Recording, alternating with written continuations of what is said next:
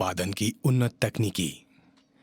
धान की उचित वृद्धि व विकास के लिए उच्च तापक्रम, उच्च आर्द्रता और अधिक वर्षा की आवश्यकता होती है। जिन क्षेत्रों में 140 सेंटीमीटर से अधिक वर्षा होती है, वहां पर धान की खेती वर्षा आधारित की जा सकती है।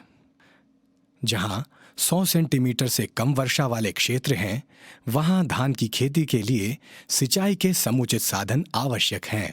धान के पौधों की वृद्धि एवं विकास के लिए 20 डिग्री सेल्सियस से 37 डिग्री सेल्सियस तापक्रम की आवश्यकता है। फूल आते समय 25.5 डिग्री सेल्सियस से 29.5 डिग्री सेल्सियस तापक्रम तथा पकने के लिए 20 से 25 डिग्री सेल्सियस तापक्रम होना आवश्यक है। पौधों की वृद्धि काल में अधिक आर्द्रता एवं पकने के समय कम आर्द्रता लाभप्रद है। धान उत्पादन की उन्नत तकनीकी के लिए भूमि का चुनाव अत्यंत महत्वपूर्ण है। धान की खेती के लिए भारी दोमट भूमि जिसका जल निकास अच्छा हो, सर्वोत्तम पाई गई है। धान की खेती चिकनी, कंकरीली, एलुवियल, क्षारीय, हल्की दोमट भूमियों में सफलतापूर्वक की जा सकती है। जिन भूमियों में जीवांश की मात्रा कम होती है तथा जल धारण क्षमता कम होती है, उनमें धान की उपज कम प्राप्त होती है। धान की खेती 4.5 से 8.5 pH वाली भूमियों में भी सफलतापूर्वक की जा सकती है। गर्मी के मौसम में उपयुक्त समय मिलने पर यथासंभव खेत की 1 या 2 बार जुताई करें। इसके पश्चात पूर्व फसलों के डंठल एवं जड़ें एकत्रित करके कंपोस्ट बना लें। यदि प्रति वर्ष संभव न हो तो हर दूसरे तीसरे वर्ष 10-15 टन प्रति हेक्टेयर गोबर की अच्छी सड़ी हुई खाद या कंपोस्ट अवश्य प्रयोग में लावें। यदि गोबर या कंपोस्ट उपलब्ध ना हो तो हरी खाद के रूप में सनई अथवा डैचा प्रति 3 वर्ष में अवश्य लगावें। खेत में पानी भरकर खेत की मचाई करें, पाटा लगाकर समतल कर लें। बीजोपचार। बीज को फफूंदनाशक दवा कार्बेंडाजिम 2.5 ग्राम प्रति किलोग्राम या कार्बेंडाजिम और मैंकोजेब का मिश्रण 3 ग्राम प्रति किलोग्राम बीज या कार्बोक्सिन और थायरम का मिश्रण 3 ग्राम प्रति किलोग्राम बीज से उपचारित करें। धान में एजोस्पिरिलियम या एजोटोबैक्टर एवं पीएसबी जीवाणुओं की 5 किलोग्राम को 50 किलोग्राम प्रति हेक्टेयर सूखी सड़ी हुई गोबर की खाद में मिलाकर खेत में मिला दें। धान के रोपित खेत में 15 किलोग्राम प्रति हेक्टेयर नील हरित काई का भुरकाव 3 सेंटीमीटर पानी की तह रखते हुए करें। बुआई का समय। वर्षा आरंभ होते ही धान की बुआई का कार्य आरंभ कर देना चाहिए। जून मध्य से जुलाई प्रथम सप्ताह तक बोनी का समय सबसे उपयुक्त होता है। बीज की मात्रा इस प्रकार रखी जा सकती है। बुआई की पद्धति तथा बीज दर। श्री पद्धति 5 किलोग्राम प्रति हेक्टेयर। रोपाई पद्धति 10 से 12 किलोग्राम प्रति हेक्टेयर। कतरों में बीज बोना 20 से 25 किलोग्राम प्रति हेक्टेयर। अच्छी तरह से तैयार खेत में निर्धारित बीज की मात्रा नारी हल या दुफन या सीड ड्रिल द्वारा 20 सेंटीमीटर की दूरी की कतारों में बोनी करना चाहिए। रोपा विधि। सामान्य तौर पर 2 से 3 सप्ताह के पौधे रोपाई के लिए उपयुक्त होते हैं तथा एक जगह पर 2 से 3 पौधे लगाना पर्याप्त होता है। रोपाई में विलंब होने पर एक जगह पर 4-5 पौधे लगाना उचित होगा। प्रजातियां तथा रोपाई का समय एवं पौधों की ज्यामिति। जल्दी पकने वाली प्रजातियां उपयुक्त समय पर 15 बाय 15 सेंटीमीटर। मध्यम अवधि की प्रजातियां उपयुक्त समय पर 20 बाय 15 सेंटीमीटर। देर से पकने वाली प्रजातियां उपयुक्त समय पर 25 बाय 20 सेंटीमीटर। धान की उन्नत जातियों का चुनाव धान की खेती के लिए महत्वपूर्ण है। अतिशीघ्र पकने वाली प्रजातियां। सहभागी प्रजाति, जिसकी अवधि 90 से 95 दिन है। इसकी उपज 30 से 40 क्विंटल प्रति हेक्टेयर होती है। इसकी विशेषता है छोटा पौधा, मध्यम पतला दाना। इसके लिए उपयुक्त क्षेत्र है असिंचित क्षेत्रों में बंधान रहित समतल व हल्के ढलान वाले खेतों के लिए व बिना बंधान वाले समतल बहुत हल्की भूमि वाले छोटे मेड़ युक्त खेत, कम वर्षा वाले क्षेत्र तथा देरी की बुवाई। दंतेश्वरी प्रजाति, इसकी अवधि 90 से 95 दिन होती है। इसकी उपज 40 से 50 क्विंटल प्रति हेक्टेयर होती है। इसकी विशेषता छोटा पौधा, मध्यम आकार का दाना तथा इसके लिए उपयुक्त क्षेत्र है असिंचित क्षेत्रों में बंधान रहित समतल व हल्के ढलान वाले खेतों के लिए व बिना बंधान वाले समतल बहुत हल्की भूमि वाले छोटे मेड़ युक्त खेत, कम वर्षा वाले क्षेत्र तथा देरी की बुआई। मध्यम अवधि में पकने वाली प्रजातियां। पूसा 1460, इसकी अवधि 120 से 125 दिन होती है, जिसकी उपज 50 से 55 क्विंटल प्रति हेक्टेयर होती है और इसकी विशेषताएं हैं छोटा पतला दाना और छोटा पौधा। WGL 32,100, जिसकी अवधि 125 से 130 दिन होती है, जिसकी उपज 55 से 60 क्विंटल प्रति हेक्टेयर होती है। इसकी विशेषताएं हैं छोटा पतला दाना और छोटा पौधा। पूसा सुगंध 4, जिसकी अवधि 120 से 125 दिन होती है और उपज 40 से 45 क्विंटल प्रति हेक्टेयर। इसकी विशेषताएं हैं लंबा, पतला व सुगंधित दाना। पूसा सुगंध 3, 120 से 125 दिन और उपज है 40 से 45 क्विंटल प्रति हेक्टेयर। इसकी विशेषताएं लंबा, पतला व सुगंधित दाना है। MTU 1010, इसकी अवधि 110 से 115 दिन है। इसकी उपज 50 से 55 क्विंटल प्रति हेक्टेयर होती है। इसकी विशेषताएं हैं पतला दाना, छोटा पौधा। IR 64, इसकी अवधि 125 से 130 दिन होती है और उपज 50 से 55 क्विंटल प्रति हेक्टेयर। इसकी विशेषताएं लंबा, पतला दाना और छोटा पौधा। IR 36, इसकी अवधि 120 से 125 दिन होती है और उपज 45 से 50 क्विंटल प्रति हेक्टेयर। इसकी विशेषताएं लंबा, पतला दाना और छोटा पौधा होती है। विभिन्न क्षेत्रों के लिए संकर प्रजातियां। प्रजाति JR 5, इसके पकने की अवधि 100 से 105 दिन होती है और इसकी औसत उपज 65 से 70 क्विंटल प्रति हेक्टेयर होती है। JRH 8, पकने की अवधि 95 से 100 दिन और औसत उपज 60 से 65 क्विंटल प्रति हेक्टेयर। PRH 10, इसकी पकने की अवधि 120 से 125 दिन होती है तथा औसत उपज 55 से 60 क्विंटल प्रति हेक्टेयर। नरेंद्र शंकर धान 2, 125 से 130 दिन की अवधि तथा औसत उपज 55 से 60 क्विंटल प्रति हेक्टेयर। CORH 2, 120 से लेकर के 125 दिन तक की अवधि, औसत उपज 55 से 60 क्विंटल प्रति हेक्टेयर। सह्याद्री 120 से 130 दिन पकने की अवधि तथा औसत उपज 55 से 60 क्विंटल प्रति हेक्टेयर होती है। उपलब्ध भूमि के अनुसार उपयुक्त प्रजातियों का चयन, खेतों की दशाएं, उपयुक्त प्रजातियां एवं जिले। बिना बंधान वाले समतल या हल्के ढलान वाले खेत, जिनके लिए उपयुक्त प्रजातियां हैं पूर्णिमा, सहभागी एवं दंतेश्वरी तथा जिले डिंडोरी, मंडला, सीधी, शहडोल और उमरिया।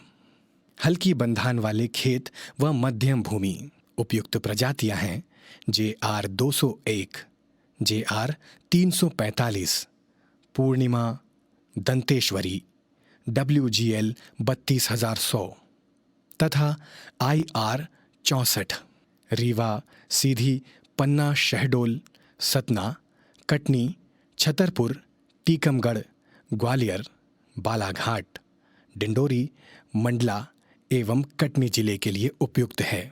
हल्की बंधान वाले भारी भूमि पूर्णिमा, JR 345 तथा दंतेश्वरी प्रजातियां जबलपुर, सिवनी, दमोह, बालाघाट, मंडला, डिंडोरी, सतना, नरसिंहपुर व छिंदवाड़ा इसके लिए उपयुक्त जिले हैं। ऊंची बंधान वाले हल्की व मध्य भूमि के लिए उपयुक्त प्रजातियां हैं IR 36, MTU 1010, दंतेश्वरी, WGL 32,100 तथा उपयुक्त जिले जबलपुर, सिवनी, दमोह, बालाघाट, मंडला, डिंडोरी, सतना, नरसिंहपुर व छिंदवाड़ा। रोपणी तैयार करने की विधि: खेत की 2-3 जुताई कर बखर चलाकर समतल एवं भुरभुरी बनाएं तथा 150 से 200 क्विंटल गोबर की खाद या कंपोस्ट खेत में अच्छी तरह मिला दें। 1000 वर्ग मीटर क्षेत्र की नर्सरी 1 हेक्टेयर खेत के लिए पर्याप्त होती है। खेत को समतल करते हुए एक 5 मीटर चौड़ी तथा 10 मीटर लंबी एवं 10 से 15 सेंटीमीटर जमीन से ऊंची उठी हुई पट्टिका तैयार करें। 2 पट्टिका के बीच 45 से 50 सेंटीमीटर की जगह अवश्य छोड़ें। इस जगह का उपयोग जल निकासी, सिंचाई के लिए तथा नर्सरी का समीप से निरीक्षण हेतु किया जाता है। प्रति वर्ग मीटर नर्सरी में 40 ग्राम अमोनियम सल्फेट या 25 ग्राम यूरिया तथा 50 ग्राम स्फुट एवं 20 ग्राम पोटाश अच्छी तरह से मिला दें। प्रति वर्ग मीटर 40 ग्राम बारीक धान एवं 50 ग्राम मोटा धान की आवश्यकता होती है। बीज को बोने से पूर्व थीरम एवं वेविस्टीन फफूंदनाशी दवा से 2 ग्राम प्रति किलोग्राम बीज के हिसाब से उपचारित अवश्य करें। पौधों की बढ़वार के समय 15 ग्राम यूरिया प्रति वर्ग मीटर के हिसाब से भुरकाव करें। यदि रोपाई करने में विलंब हो तो उर्वरक का प्रयोग ना करें।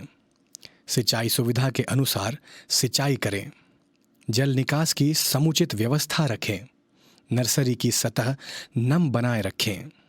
नर्सरी में धान के पौधों के साथ सवा प्रजाति के खरपतवार भी निकल आते हैं, जिन्हें प्रारंभ में पहचान पाना अत्यंत कठिन है। नर्सरी में धान के पौधों की सघनता के कारण खरपतवारों को हाथ से या खुरपी से निकाल पाना संभव नहीं है। खरपतवारनाशी रसायन व्यूटाक्लोर 1.5 से 2 किलोग्राम प्रति हेक्टेयर, पेंडिमेथालिन 1 किलोग्राम प्रति हेक्टेयर, थायोबेंकारफ 1.5 से 2 किलोग्राम प्रति हेक्टेयर बुवाई के 6 से 8 दिन बाद प्रयोग करने से खरपतवारों पर प्रभावी नियंत्रण किया जा सकता है। पौधा संरक्षण दवाओं का समय समय पर छिड़काव अवश्य करना चाहिए। रोपाई के पूर्व खेत की अच्छी तरह से मचाई करें। इसके पश्चात पाटा लगाकर खेत को समतल करें।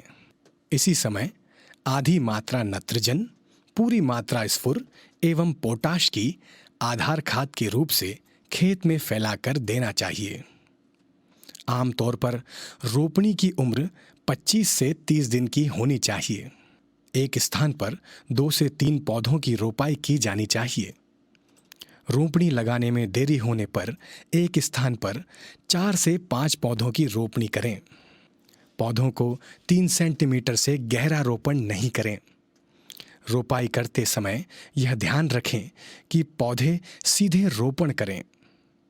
रोपाई के समय खेत में अधिक पानी भरा नहीं होना चाहिए।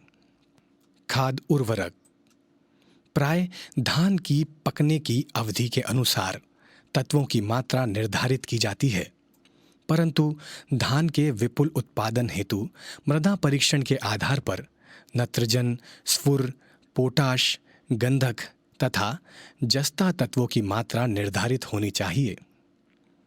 धान की अच्छी पैदावार लेने हेतु 120 किलोग्राम नत्रजन, 60 किलोग्राम स्फुर तथा 30 किलोग्राम पोटाश प्रति हेक्टेयर डालना चाहिए। धान पकने की अवधि के अनुसार सामान्य अनुशंसा इस प्रकार है। धान पकने की अवधि तथा उपज: शीघ्र पकने वाली 80 से 100 दिन, जिसमें नत्रजन 40 किलोग्राम प्रति हेक्टेयर, स्फुर 30 किलोग्राम प्रति हेक्टेयर, पोटाश 15 किलोग्राम प्रति हेक्टेयर। मध्यम अवधि की फसलें 110 से 120 दिन में पकने वाली, उनमें नत्रजन की मात्रा 60 किलोग्राम प्रति हेक्टेयर, स्फुर 40 किलोग्राम प्रति हेक्टेयर तथा पोटाश 20 किलोग्राम प्रति हेक्टेयर मिला दें। मध्यम से अधिक अवधि वाले 125 से 135 दिन वाली फसलों में नत्रजन 80 किलोग्राम प्रति हेक्टेयर, स्फुर 50 किलोग्राम प्रति हेक्टेयर तथा पोटाश 30 किलोग्राम प्रति हेक्टेयर मिला दें। देर से पकने वाली बोनी किस्मों की फसलें 140 से अधिक दिनों वाली, उनमें नत्रजन 100 से 120 किलोग्राम प्रति हेक्टेयर, स्फुर 60 किलोग्राम प्रति हेक्टेयर तथा पोटाश 40 किलोग्राम प्रति हेक्टेयर मिला दें। जिंक की कमी वाले क्षेत्रों में 25 किलोग्राम जिंक सल्फेट प्रति हेक्टेयर तीसरी फसल के पश्चात प्रयोग करें।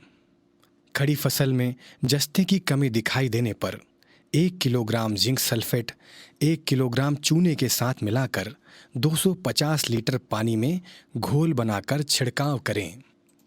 गंधक की कमी का सीधा प्रभाव उर्वरक उपयोग क्षमता पर विशेष पड़ता है तथा उपज में कमी भी आंकलित की जा सकती है। धान की फसल को 3 किलोग्राम गंधक प्रति टन धान की उपज दर से आवश्यक माना गया है। अतः 20 से 30 किलोग्राम प्रति हेक्टेयर की दर से धान को देना लाभदायक पाया गया है।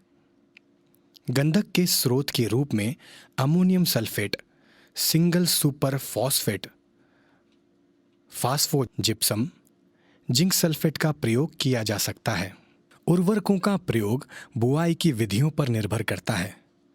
खुर्रा, जरई तथा रोपा विधियों में पोषक तत्वों की आपूर्ति में कुछ भिन्नता पाई जाती है। सामान्य तौर पर 1/4 भाग नत्रजन संपूर्ण स्फुर, पोटाश, जस्ता तथा गंधक की मात्रा आधार खाद के रूप में रोपाई के समय दे दी जाती है। शेष नत्रजन की दूसरी मात्रा 1/4 भाग रोपाई के 20 से 25 दिन के बाद दी जाती है। तीसरी मात्रा 1/4 भाग कण से निकलने पर तथा अंतिम 1/4 मात्रा बाल निकलने पर प्रयोग की जाती है। खुर्रा या व्यासी विधि में आधी मात्रा नत्रजन, संपूर्ण मात्रा स्फुर व पोटाश की खेती की तैयारी के समय आधार खाद के रूप में तथा शेष नत्रजन की आधी मात्रा को 2 बार में कंसे एवं बालियां निकलने के समय देना चाहिए। सिंचाई: धान की उत्पादकता बढ़ाने की दृष्टि से समुचित जल प्रबंध बहुत आवश्यक है।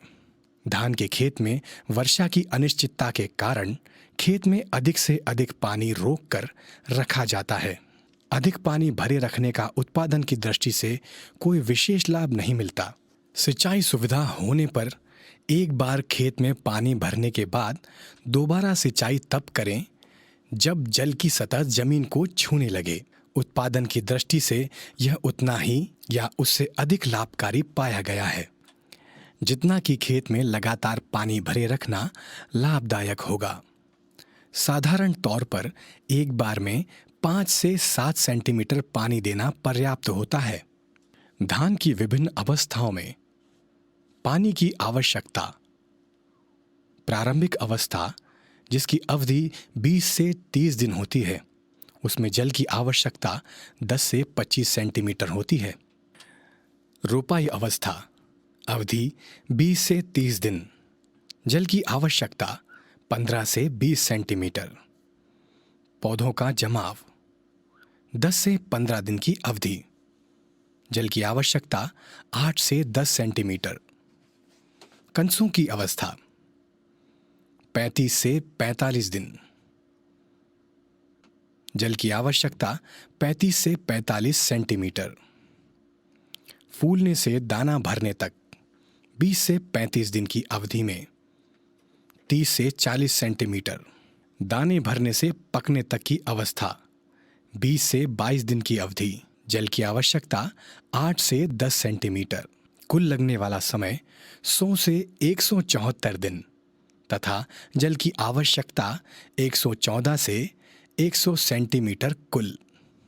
खरपतवार नियंत्रण। धान की फसल में प्रमुख रूप से सवां, कनकोआ, सफेद मुर्ग, मोथा, पत्थरचटा एवं दूब घास की समस्या है।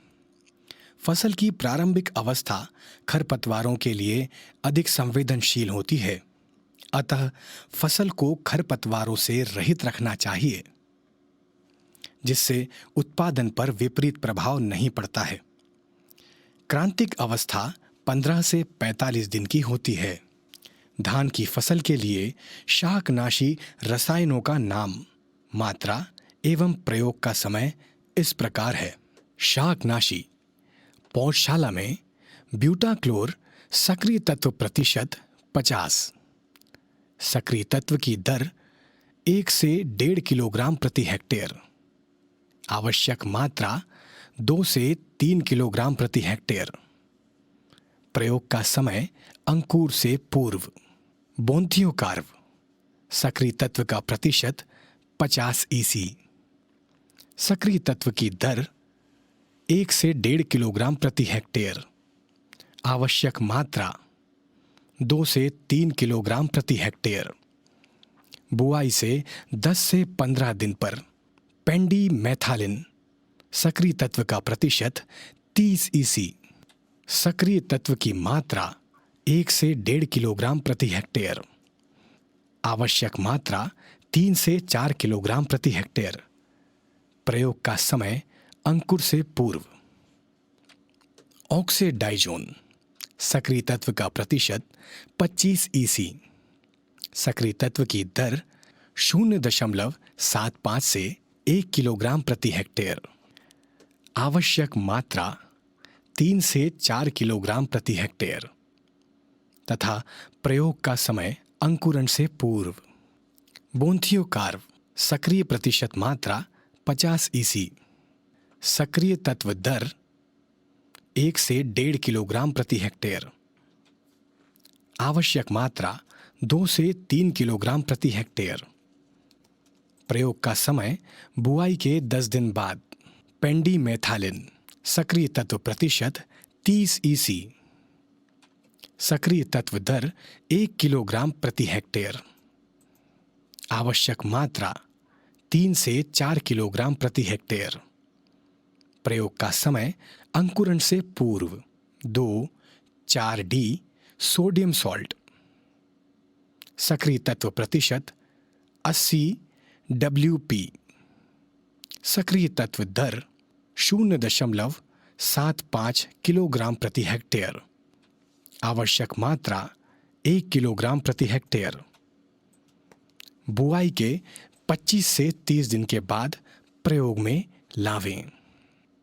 रोपाई धान में ब्यूटाक्लोर सक्रिय तत्व प्रतिशत 50 EC। सक्रिय तत्व दर 1 से 1.5 किलोग्राम प्रति हेक्टेयर। आवश्यक मात्रा 2 से 3 किलोग्राम प्रति हेक्टेयर। प्रयोग का समय रोपाई के 24 से 62 घंटे तक। एनिलोफास सक्रिय तत्व प्रतिशत 30 EC। सक्रिय तत्व दर 0.5 किलोग्राम प्रति हेक्टेयर। आवश्यक मात्रा 1 से 1.5 किलोग्राम प्रति हेक्टेयर। प्रयोग का समय रोपाई के 2 से 5 दिन तक। 2,4-D सोडियम सॉल्ट सक्रिय तत्व प्रतिशत 80 WP। सक्रिय तत्व दर 0.75 किलोग्राम प्रति हेक्टेयर। आवश्यक मात्रा 1 किलोग्राम प्रति हेक्टेयर। प्रयोग का समय रोपाई के 2 से 5 दिन तक। ऑक्सीफ्लुओरफेन सक्रिय तत्व प्रतिशत 23.5 EC। सक्रिय तत्व दर 0.05 से 0.1 किलोग्राम प्रति हेक्टेयर। आवश्यक मात्रा 0.3 से 0.5 किलोग्राम प्रति हेक्टेयर। प्रयोग का समय रोपाई के 2 से 5 दिन तक। धान के उत्पादन में उचित वृद्धि एवं विकास के लिए उन्नत तकनीकी के प्रयोग की बताई गई विधियों को अपनाकर किसान भाई एक अच्छा उत्पादन प्राप्त कर सकते हैं और अधिक से अधिक लाभ ले सकते हैं।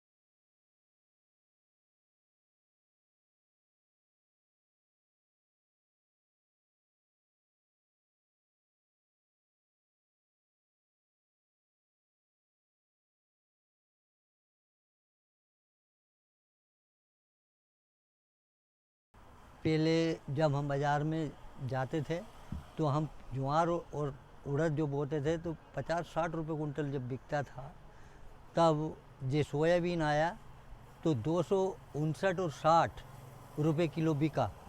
और हम लोगों को जब इससे फ़ायदा होना शुरू हुआ तो धीरे धीरे हमने कुछ हमारे घर के कारोबार बढ़ाए और किसानों को फ़ायदा ही मिला, परंतु आगे बढ़ने का मौका भी दिया इसने, ताकि हम लोग आगे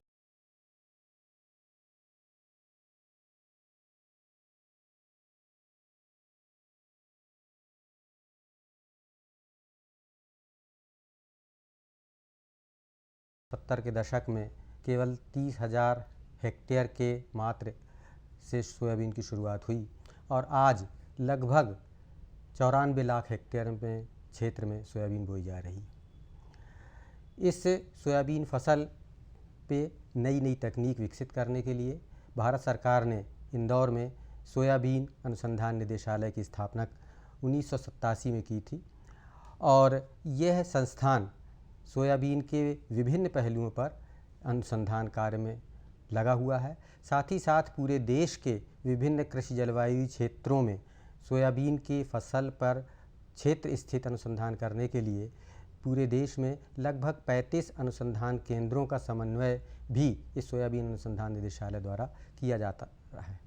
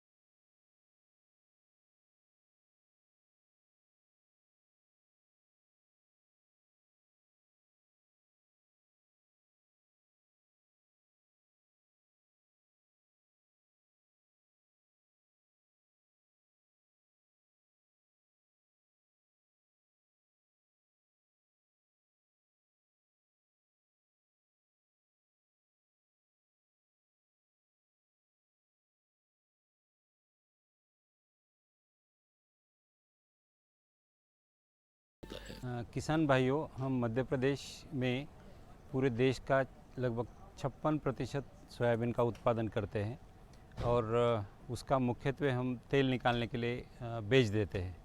हालांकि हमें ये ध्यान में रखना चाहिए कि सोयाबीन में लगभग 40% अच्छी गुणवत्ता का प्रोटीन और 20% अच्छी गुणवत्ता का तेल होता है, वसा होता है। इसको खाद्य उपयोग करने से हम कुपोषण की समस्या को काफ़ी हद तक ठीक कर सकते हैं और इसकी जानकारी लोगों को सही तरीके से हो, इसलिए हम अलग अलग प्रकार के कार्यक्रम करते हैं। जैसे गृहिणियों के लिए गांव-गांव में जाकर मार्गदर्शन शिविर करते हैं, जिसमें सोयाबीन के खाद्य पदार्थ कैसे बनाए जाए सहजता से, उसके बारे में जानकारी देते हैं, प्रत्यक्ष प्रदर्शन भी करते हैं। तत्पश्चात हम ग्रामीण महिलाओं के लिए हमारे केंद्र में आकर बुलाकर उनके लिए प्रशिक्षण कार्यक्रम की व्यवस्था करते हैं, जो निःशुल्क होता है, जिससे कि वो सोयाबीन के पौष्टिक पदार्थ तैयार करने संबंधी सभी जानकारी प्राप्त कर अपने गांव में, अपने घरों में उसका उपयोग कर सके।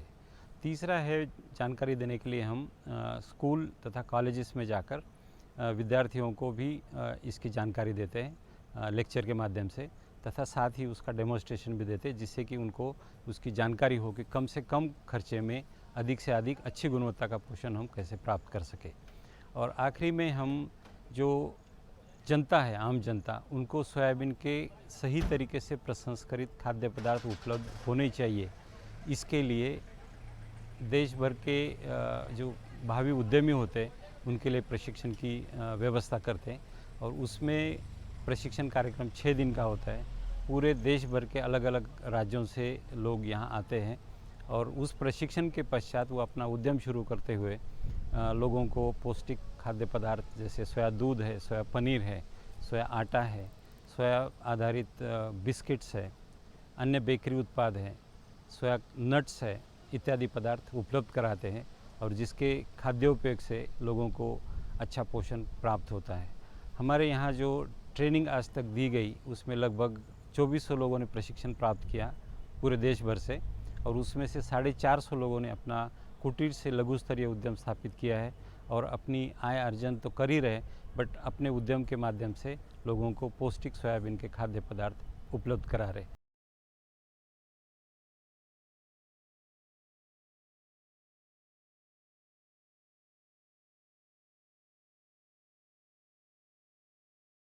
विभिन्न सोया पदार्थों को बनाना सिखाते हैं कि दैनिक आहार में सोयाबीन का प्रयोग हम किस प्रकार कर सकते हैं ताकि कुपोषण की समस्या में काफ़ी हद तक हम कमी ला सकें।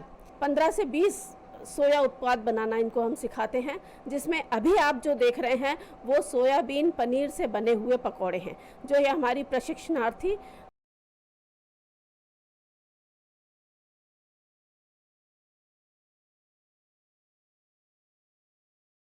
सहायता दिलवाई जाती है।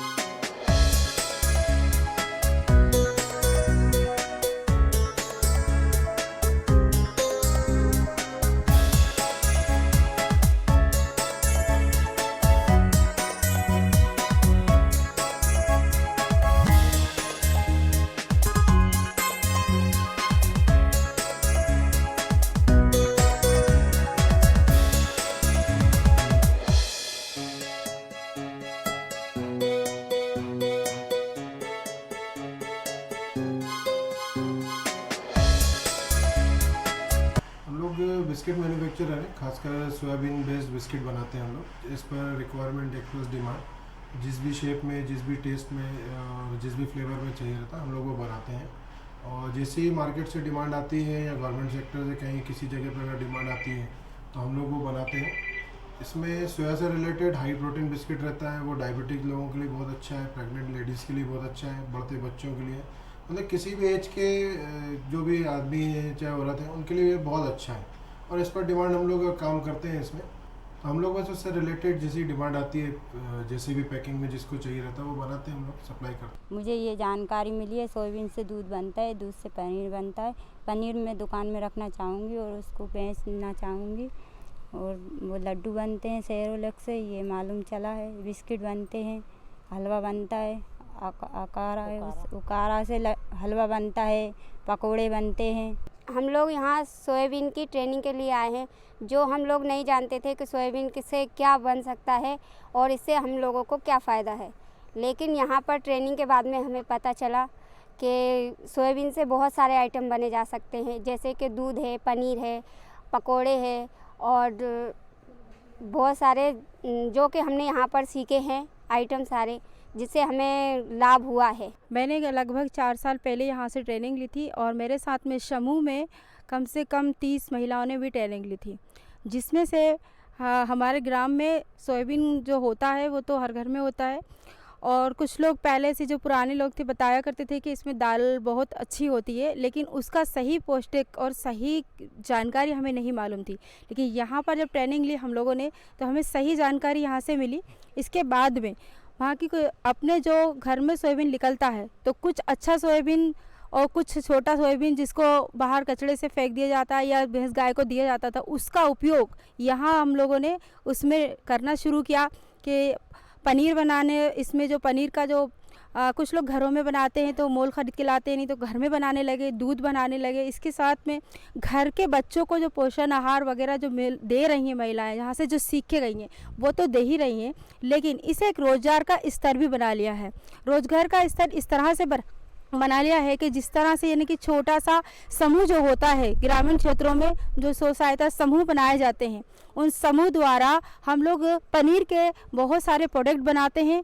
और प्रोडक्ट बनाने के बाद में जो शहरों में हमारे जो मेले लगते हैं, मदद मेले, उसमें स्टॉल लगाकर हम उसको बताते हैं कि सोयाबीन की ये मतलब बने हैं प्रोडक्ट इससे, जिससे कि शरीर के लिए बहुत अच्छे लाभदायक हैं। और छोटी सी सोयाबीन से हम लोग कितना पोषण आहार अपने शरीर को प्राप्त हो सकता है। और एक रोज़गार भी हम स्व सहायता समूह के तहत इसको रोज़गार से भी महिलाएं जुड़ सकती हैं और जुड़ी हैं। हम लोगों ने देखा कि हमारे आसपास जो क्रॉप्स हैं उसमें सोयाबीन एक बहुत ही महत्वपूर्ण क्रॉप है और उसमें बहुत अच्छी क्वालिटी का प्रोटीन और वसा प्राप्त होता है। लगभग इसमें 40% प्रोटीन है और 20% वसा है। परंतु देखा गया है कि सोयाबीन का उपयोग केवल तेल निकालने के लिए किया जाता है और इसका जो न्यूट्रिशनल वैल्यू है वो हम लोग भोजन में नहीं ले पा रहे हैं। तो इसे हम लोग भोजन में भी कई प्रकार से उपयोग में कर सकते हैं। इसके अलावा प्रोटीन के और वसा के अलावा इससे हमें कैलोरी यानी ऊर्जा काफ़ी मात्रा में मिलती हैं। साथ ही हमें लौह लवण और कैल्शियम जैसे न्यूट्रिएंट्स हैं वो भी हमें काफ़ी अच्छी मात्रा में प्राप्त होते हैं। इसे हमें जब उपयोग करना होता है विभिन्न खाद्य पदार्थों में तो इसकी हमें कुछ प्रोसेसिंग करनी पड़ती है। उसे बहुत आसान तरीका है, उसे हम लोग आटा बनाकर या दाल बनाकर विभिन्न खाद्य पदार्थों में इसका हम लोग उपयोग कर सकते हैं। इसे बनाने के लिए घरेलू स्तर पर इसे केवल आधा घंटा उबालना होता है छिलके निकाल कर, और इसका आटा बनाकर हम लोग विभिन्न खाद्य पदार्थों में उपयोग कर सकते हैं। ब्लांच दाल जिसे हम लोग कहते हैं कि उबली हुई दाल, जिसमें से ट्रिप्सिन इनहिबिटर फैक्टर जो होता है उसे निकालने के बाद में इसे हम स्टोर कर सकते हैं। और विभिन्न खाद्य पदार्थ जो कि हमारे भारतीय भोजन में हम लोग केवल दाल चावल सब्ज़ी रोटी के अलावा हम लोग अन्य भोज्य पदार्थ भी खाते हैं, तो उसमें इसका उपयोग 25 से 30% हम लोग कर सकते हैं। यहाँ उदाहरण के तौर पर आप लोगों को दिखाया गया है कि सोयाबीन का आटा है, इसे हम लोग तैयार करके और अच्छी पॉलीथीन की पैकिंग में लगभग 3 महीने तक इसे हम स्टोर कर सकते हैं। और जब हम रोटी बनाते हैं तो इसमें 10% सोयाबीन के आटे को मिक्स करके रोटी तैयार कर सकते हैं। इस रोटी में आपका प्रोटीन की जो वैल्यू है वो काफ़ी बढ़ जाती है। लगभग 20 से 25% प्रोटीन आपका जो साधारण गेहूं की रोटी में मिलता है उससे 20 से 25% प्रोटीन इसमें बढ़ा हुआ मिलेगा। उसी प्रकार इस आटे को या दाल को हम लोग विभिन्न खाद्य पदार्थ हैं, जैसे एक आपको उदाहरण दे रहे हैं, यहाँ पर चकली है जो हम लोग चाय के साथ में स्नैक पदार्थ के रूप में खाते हैं, इसमें हम लोग इसका उपयोग कर सकते हैं। और ये 25 से 30% हम लोग सोयाबीन के आटे को चकली का जो फॉर्मूला है उसमें हम लोग उपयोग कर सकते हैं। इसी प्रकार यहाँ पर आपको दर्शाया गया है कि बिस्किट हैं, बिस्किट में भी हम लोग 20 से 25% हम लोग सोयाबीन का आटा इसमें मिक्स कर सकते हैं। तो जो नॉर्मल जो बिस्किट हैं उसकी अपेक्षा हमें यहाँ पर 15 से 20% प्रोटीन बढ़ा हुआ मिलेगा। यहाँ पर कुछ खाद्य पदार्थ और बताए गए हैं, जैसे सेव है या नट्स है या लड्डू है। तो हम लोग जो बेसन के लड्डू बनाते हैं या आटे के लड्डू बनाते हैं तो उसमें यदि हम लोग सोयाबीन का आटा मिक्स करते हैं तो हमारी जो पौष्टिक तत्वों की मात्रा है वो बढ़ी हुई हमें मिलेगी। तो इस प्रकार से हम लोगों को इन सब चीज़ों में जो हम लोग प्रतिदिन खाते हैं रोटी, इसके अलावा जो हम लोग खाद्य पदार्थ बनाते हैं उसमें भी हम लोग इसका उपयोग कर सकते हैं।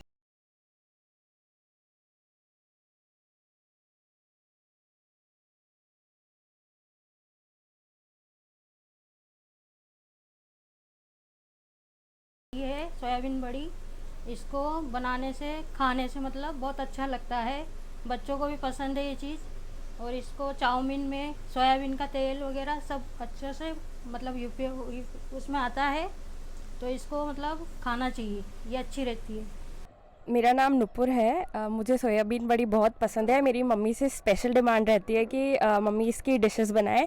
मुझे ये सबसे ज़्यादा चाउमीन वगैरह में पसंद है और ये टेस्टी होने के साथ साथ इसमें प्रोटीन्स वगैरह भी बहुत होते हैं, इसलिए ये भी मुझे बहुत पसंद है। मुझे सोयाबीन बड़ी बहुत पसंद है। मैं अपनी मम्मी से स्पेशली बोलती हूँ कि वो उसे बनाए मंचूरियन में, चाउमीन में, और उसकी सब्ज़ी बनाए। फ्राई करके भी मुझे बहुत पसंद है, अंकुरित करके भी मुझे अच्छा लगता है उसे खाना। सुबह सुबह मैं अंकुरित करके उसे खाना पसंद करती हूँ।